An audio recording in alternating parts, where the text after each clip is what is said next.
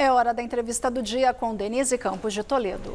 E vamos falar das eleições na Venezuela. Eu converso agora com o Felipe Loureiro, que é professor de Relações Internacionais da USP. Felipe, boa noite. Boa noite, muito obrigado.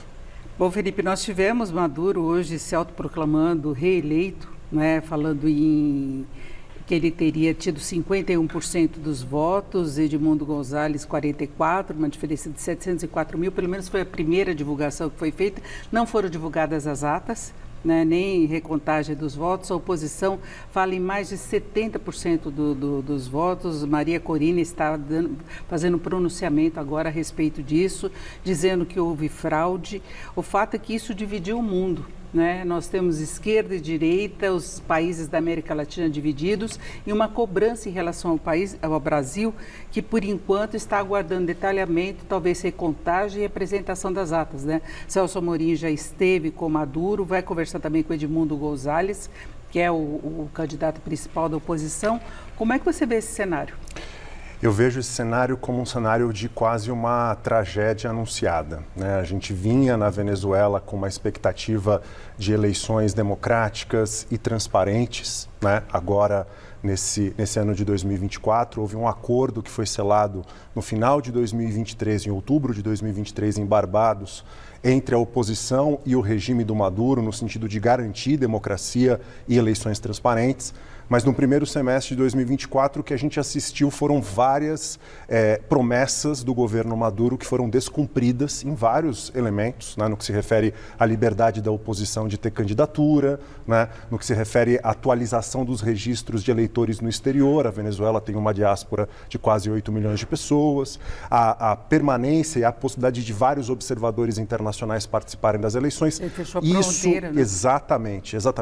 E esse tipo de atitude já demonstrava a possibilidade de a gente ter problemas nas eleições deste ano e, infelizmente, né, com a acusação que a oposição está fazendo de que você teve fiscais da oposição que foram expulsos de zonas eleitorais, que eles não tiveram acesso a 60% das atas das urnas eletrônicas venezuelanas, a situação é muito complicada. Por um outro lado, Denise, eu acho que falar em fraude neste momento é jogar gasolina numa fogueira que já é muito intensa.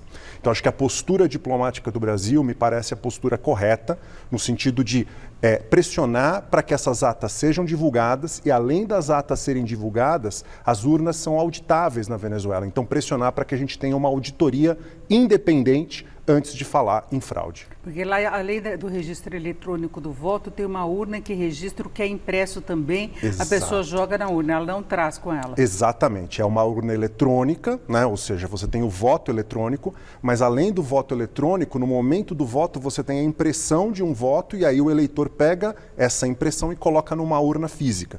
Então você tem, no final do processo eleitoral, as urnas elas imprimem atas, né? E aí os fiscais de ambos os partidos eles podem ter essas atas em mãos e, posteriormente, você pode ter uma auditoria, né, pegar urnas por amostragem e aí olhar as urnas físicas, né, com esses papéis impressos, para ver se as atas batem com o que estão nos papéis impressos. Pode haver até uma recontagem se chegar no limite extremo dessa acusação de fraude em relação às eleições. É o que deveria haver, da forma como eu enxergo, é uma recontagem e uma auditoria independente. O Brasil deve fechar uma posição a partir dessa conversa que Celso Amorim já teve com Maduro e vai ter também com o líder da oposição, né? E ele está cobrando essa liberação das atas. Se as atas reforçarem indícios de fraude, talvez haja cobrança. Agora, Maduro parece disposto a encarar essa oposição externa, tanto que está expulsando embaixadores, inclusive da Argentina. Nós tivemos Macri cobrando uma posição do presidente Lula em prol da democracia, mas a Milei teve uma atitude mais extrema, falando que as Forças Armadas deveriam reagir contra, sendo que as Forças Armadas estão ligadas a Maduro também, né?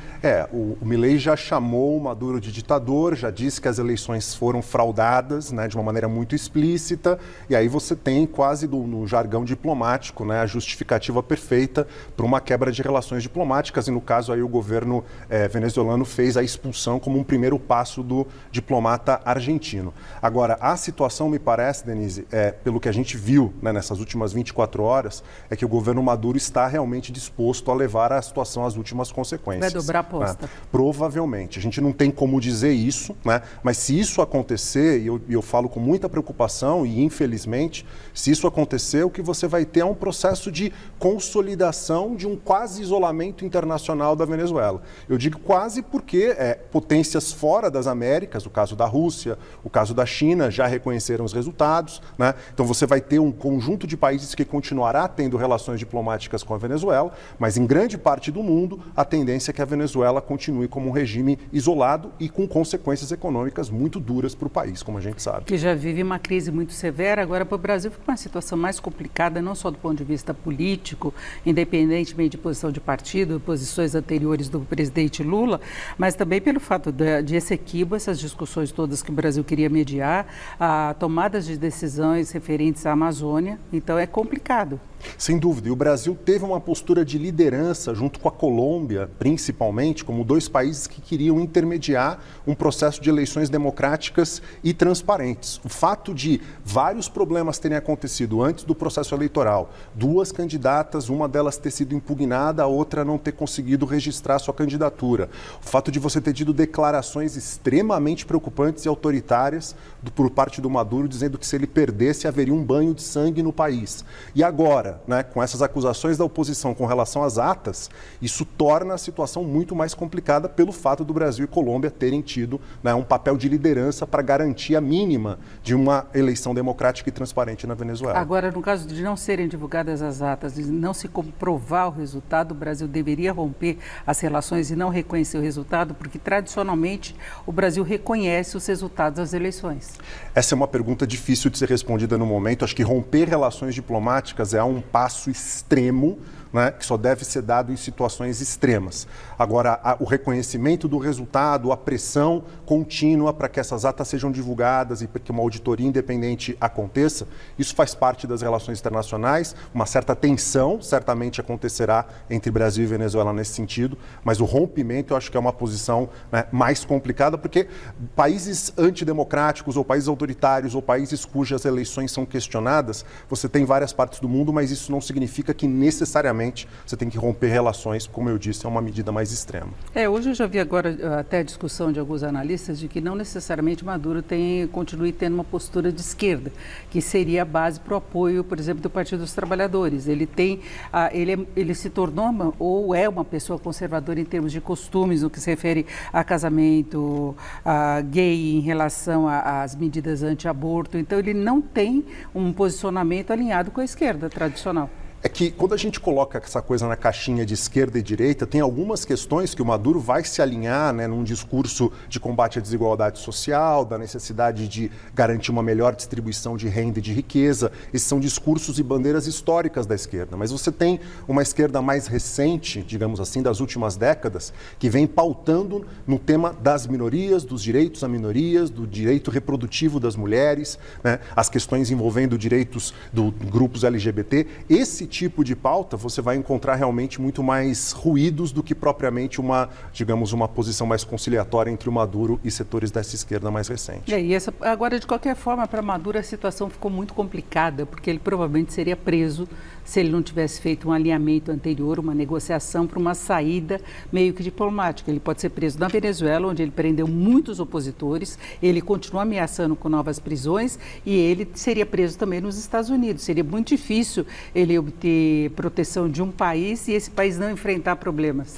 E aí que eu acho que é uma questão complicada, se o regime do Maduro e as Forças Armadas venezuelanas e a base de apoio do regime entender que eles sofrerão consequências existenciais e quase que apocalípticas, digamos assim, pelo fato de recuarem ou de cederem, isso vai mantê-los mais resilientes num processo de não ceder. Então, acho que é preciso construir um canal diplomático, né, para garantir que, numa situação do regime ter perdido as eleições, essa derrota ela não vai significar uma vingança ou algum tipo de retribuição contrária ao regime do Maduro.